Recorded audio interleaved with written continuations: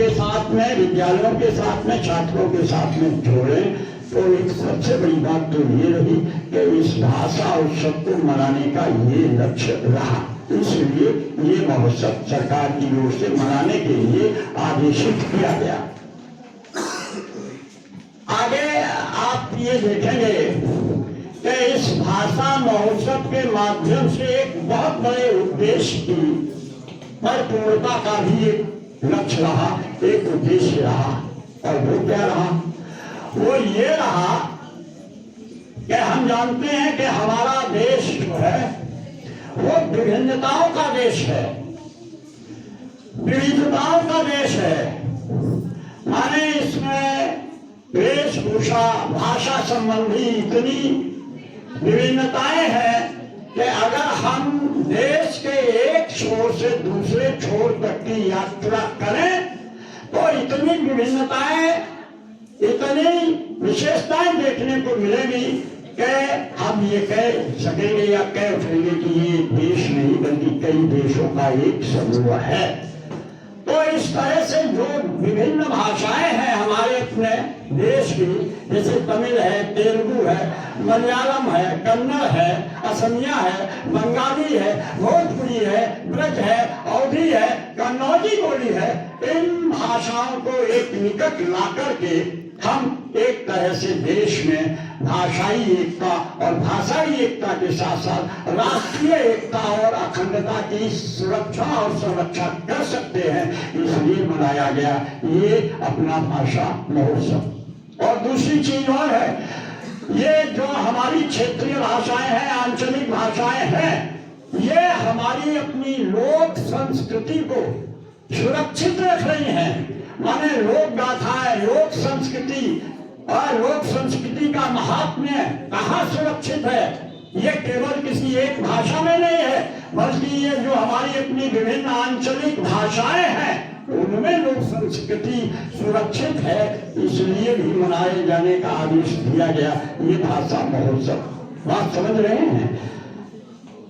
और इस तरह से इस महोत्सव को मनाने के द्वारा जो हमारी अपनी राष्ट्रीय एकता और अखंडता है उसको सुरक्षित रखने का एक बहुत बड़ा संदेश, बहुत बड़ा उद्देश्य सन्निहित है आज के इस कार्यक्रम में। इसलिए ये कार्यक्रम बहुत महत्वपूर्ण कार्यक्रम बन जाता है। जहाँ तक भाषा की महत्ता की बात है, भाषा का अपना एक साहित्य होता है और उस साहित्य में हमारी अपनी जो सांस्कृतिक धरोहर सन्निहित होती है। कैसे होती है? एक उदाहरण के द्वारा, दो पंक्तियों के द्वारा ये बात स्पष्ट हो जाएगी। आप समझ रहे हैं? कैसे? कि अंधकार है वहां, अंधकार है वहां जहां आदित्य नहीं है, और मुर्दा है वो देश जहां साहित्य नहीं है।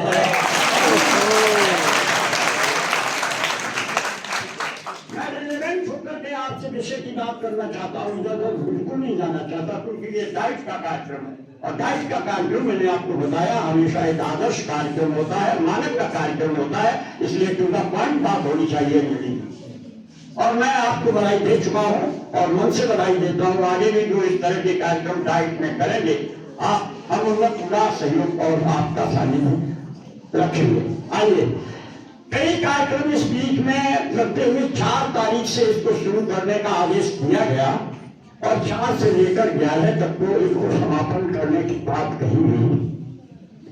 बीच में तमाम कार्यक्रम रखे गए और वो उतने सब नहीं हो पाए, अलग बात है, लेकिन ये जितने भी हुए वो सारे के सारे कार्यक्रम बहुत अच्छे हो रहे हैं।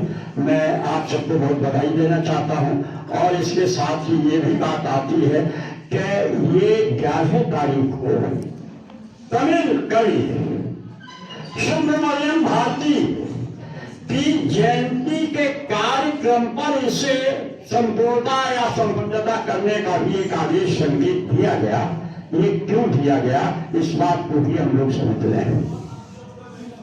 वो इसलिए दिया गया कि ये अपने जो तमिल के कवि सुब्रमण्यम भारती जी है, ये केवल कवि नहीं, कोई सामान्य कवि नहीं, ये स्वतंत्रता संग्राम के महान सेनानी भी थे और इनकी रचनाओं का जो मुख्य विषय था वो विषय मुख्य विषय राष्ट्रभक्ति था। और राष्ट्रभक्ति के साथ साथ में जो सामाजिक उन्नयन था, जो सामाजिक विसंगतियां थी, उनको दूर करने का भी एक इनकी अपनी कविताओं में हमें देखने को क्रम मिलता है। इसलिए इस राष्ट्रीय एकता और अखंडता को जीवित रखने के लिए, सुरक्षित रखने के लिए माने उनकी जयंती पर इस कार्यक्रम का समारोह करने के लिए विशेष रूप से जो है हमको कहा गया है। आप देखें कि इनके इस साहित्य में दो विषय मुख्य रूप से आते हैं निकल करके, एक राष्ट्रभक्ति, राष्ट्रवाद और दूसरा जो है वो सामाजिक न्याय। दो विषय इनकी कविताओं के प्रमुख विषय रहे, राष्ट्रभक्ति और ये सामाजिक न्याय। नाम से एक रचना दी गई, ये पांचाली शाप हम अपने ग्रंथों में भी पढ़ चुके हैं। द्रौपदी ने जो शाप दिया था तो उसका वर्णन इस तमिल साहित्य में भी हमें देखने को मिलता है। तो पहली रचना इनकी अपनी एक पांचाली शाप रही। एक रचना इनकी कलम पात्र रही। कलम पात्र का मतलब यह है कि इसमें कृष्ण की प्रशंसा की गई। और एक रचना इनकी कुल पात्र रही। कुल पात्र बिटिया थोड़ी देर आराम से बैठ जाओ और आपका कार्यक्रम होना है। पैमाने का कारण ये है उसको इन्होंने आप